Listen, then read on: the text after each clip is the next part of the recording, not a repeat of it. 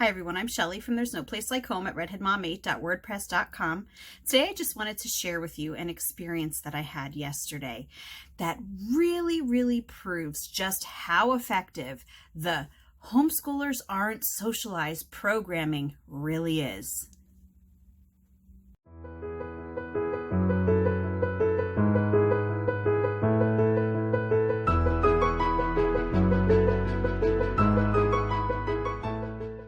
If you're a homeschooling parent, how many times have you heard the homeschoolers aren't socialized argument? And someone actually made a comment, I believe it was on Instagram, it could have also been on my YouTube community page today, about the fact that they think that the reason that a lot of people say that is because they can't come up with another valid argument against homeschooling, so they automatically go in that direction, the socialization direction.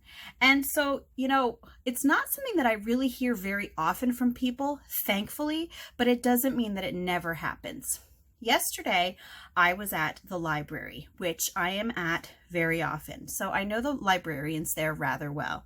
And we got to talking about homeschooling, and she was saying about how she would never be able to homeschool her kids. And then she brought up socialization. And she said to me, well, there is the socialization thing though. She said, not all homeschoolers are socialized. She said, your kids seem to be okay, but I can always tell the homeschoolers from the kids who go to school, because the homeschoolers, a lot of times, if I ask them something, they'll back away and they won't want to answer me. And so as she was telling me these things about the socialization, there were a lot of things running through my mind, particularly a conversation that we just had about 2 weeks ago. But what I said to her, and I'll get back to that, but what I actually said to her at the time was, well, there are a lot of kids who act that way, even who do go to school. Some kids are just shyer than others. And she agreed with me on that. But what I was really thinking about was the conversation that we had just had about my 11 and 12-year-old sons. My 11 and 12-year-old sons are really enjoying their newfound freedom in walking to the library by themselves. I'm not one of those parents who lets their adolescent sons just go roaming all over the town by themselves. This is something that they had to work up to. They had to earn that responsibility in order to go here. So the library, I was going to call it a librarian, the library is only a 5-minute walk from our house.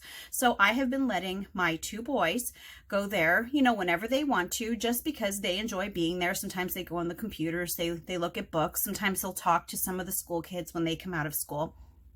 So when I went to the library the one time, I just wanted to ask the librarians to make sure that my boys were behaving while they were there, because I wasn't there to keep an eye on them. And I said to her, how are my boys behaved when they're here? If there's ever a problem, just let me know and I won't let them come here, unsupervised anymore. And her response was, I cannot say enough good things about your kids. I don't even know that they're here. On the other hand, those kids from school, they are so rude. They yell, and they yell back and forth to one another like they're at home in their living room. They're something else. And so at that point in time, she was going on and on about how the kids from school didn't listen there, and she was telling me how well behaved and quiet my boys were. But then 2 weeks later, she's telling me how she can tell homeschoolers and school students because of the way that they act, and that homeschoolers aren't socialized. Is that really what socialization is? Yelling back and forth? Being rude? Not knowing proper library behavior? Is that socialization? And honestly, I think that she really doesn't believe that, but it was just like that person said who commented. It's an automatic response that so many people have about homeschooling. They don't know what else to say about it. So right away, it's almost programmed into our heads that homeschoolers are unsocialized, despite the fact that we see children who go to school who really do some not so good things, that who would really want their homeschooled kids to emulate that? So later on yesterday, I took my 15-year-old daughter to her softball practice. And I've got to say that she's the only homeschooler on the team. You could tell because the other girls on the softball team were all wearing like their sports t-shirts and everything. And my daughter was out there with her Naruto t-shirt on, which I thought was funny. But, the girls on her team, they're some genuinely good girls. I have nothing bad to say about them. However, as I was sitting there at her practice, there were some girls on the bleachers behind me who looked about, early high school age. And they were having, I don't know if it was a FaceTime conversation or if they were talking to somebody on speakerphone, but every other word out of their mouth was the F word. They were just dropping F-bombs left and right, and they were saying some not really nice things about a boy that they knew. And so this conversation was going on and on all throughout the softball practice. And in between the softball practice, there's a playground. So I had taken my 11 and 12-year-old sons and I was letting them play at the playground, which was just a few fields away. And I would go back and forth, to check on them, make sure that they were doing okay. At one point, I went to the playground to check on them, and they had showed me that there was a little boy that just started attending our youth group who was there. And he is an autistic boy. And so they were playing with him there. Well, there was another boy at the playground who my kids had just met at the playground yesterday, and they were playing okay with him. I did hear him using some cuss words, but other than that, he didn't seem to be particularly nasty to my kids while I was there. However, at one point when I was checking on my boys, I heard the boy that my sons know from church.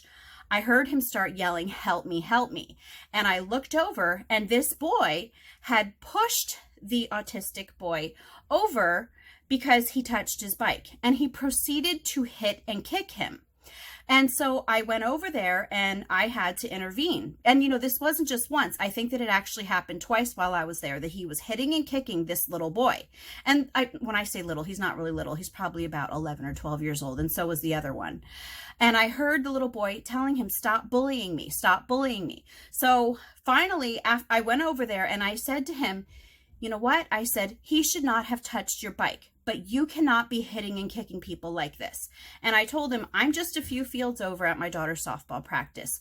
So I'm going to be keeping an eye on you because I have to leave and my boys have to come with me. But I just want you to know that if I see you getting after him again, I'm going to come back down here."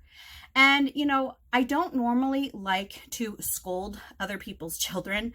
But when you have, when you see right in front of your face something like that going on and there's no other adult supervision around and you know that you're leaving and there's not going to be anybody there to protect that child, you have to do something. Now, the reason that I took my boys out of there was because I didn't want them around that child anymore. After I saw the way that he was behaving, I didn't want them there. And, here's the thing. So in one night at a softball practice, we had girls with filthy mouths, with some not very pure mouths, and then we had a boy who was bullying a special needs child by pushing him off a bike, kicking him, hitting him, using foul language.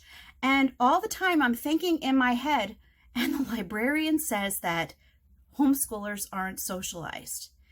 If socialized means that our kids need to be bullies, or that they need to use bad language, or they need to not have proper behavior in proper situations, then I'm not interested in my kids being socialized in the way that people think.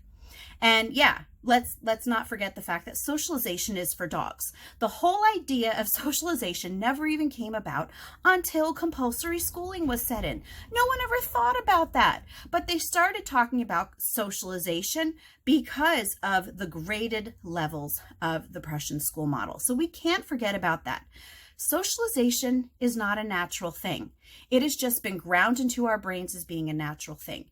So when people see homeschoolers who, they don't always look completely different from school kids, but there are, it's common that they do.